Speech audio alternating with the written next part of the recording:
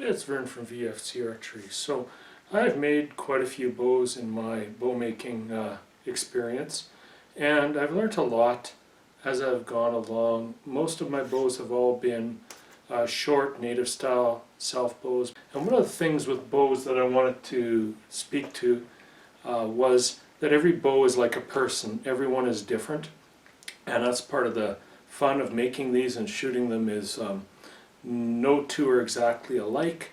The other thing that I've learnt as I've gone along is this bow, for instance, which is a 45-inch Osage bow, and it's pretty powerful, but it's got recurve tips.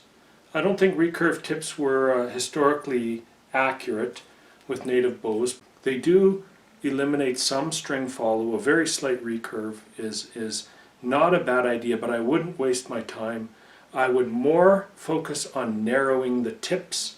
The weight of the limbs and the tips are extremely important, probably the most important aspect. And in one of the Bowyer's Bible editions, it compared a number of bows made by all more expert bow makers that were the authors of that book, and they determined that the recurves actually did quite poorly compared to the straight-limbed, narrow tipped bows. So if you're making one of these, forget about the recurve. I'll show you another one here. You may want to consider setback in the handle. I would as well avoid a major setback like this.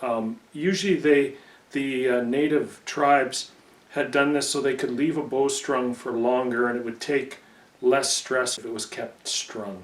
So the other one I'm going to show you, very little setback in the handle, if any. This would have more of a reflex to it, which means the entire limb is bending back when rested.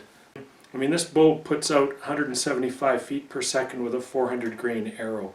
If I had to say which of my bows is the most accurate, I'd pick this one because it's probably the straightest, the least setback, very little reflex, no recurves. So, once again, Vern from VFC Archery, and thanks for watching.